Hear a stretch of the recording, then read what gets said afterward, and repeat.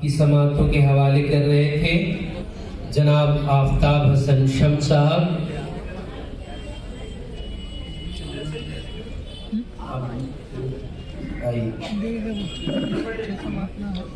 अब आपके सामने एक तालिबा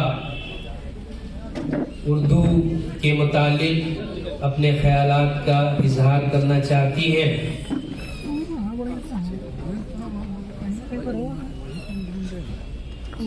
सॉरी, तालिबा नहीं है, ये मुआविन उर्दू मुतरजिम है।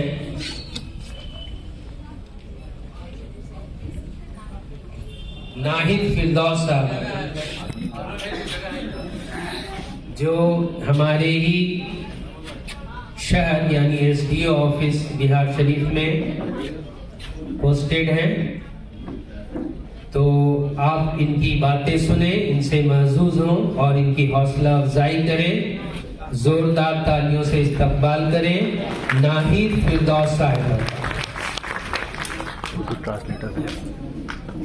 पस्ती से बुलंदी की तरफ परवाज करती हूँ, पस्ती से बुलंदी की तरफ परवाज करती हूँ, खुदा के नाम से मैं अपनी सुखन का आगाज करती हूँ। अदब के कद्रदानों और शेरो सुखन के आशिकों, इस महफिल मुशायरा में आप तमाम मुअज़्ज़ज़ मेहमानों और मेरे अजीज सामईन को दिल की अमीर गहराइयों से मेरा सलाम और पुरखलूस खुशामदीद। आज की ये महफिल सिर्फ एक मुशायरा नहीं है, बल्कि उर्दू जबान से हमारी मोहब्बत का इजहार है। ये जश्न है अल्फाजों का, ये एहसास है जो एक जिंदा तस्वीर है।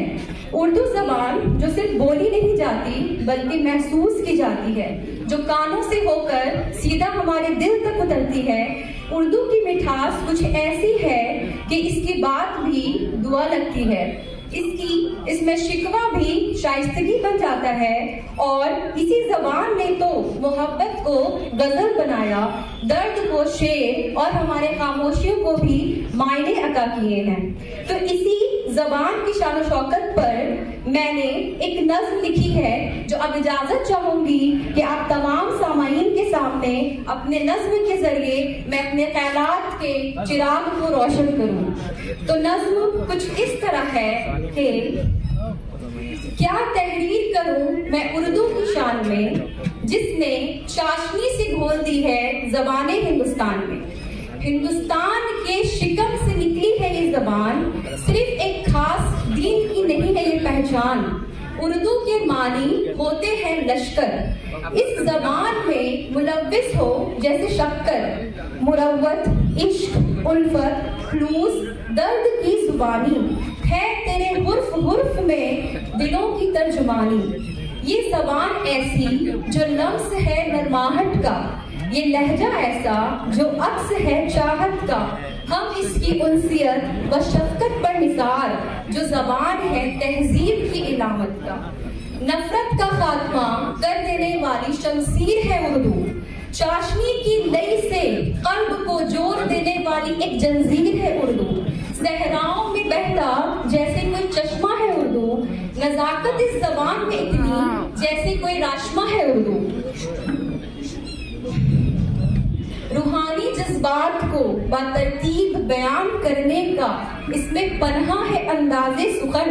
इसकी खुशबू से रियासते बिहार है गुले पैरहन।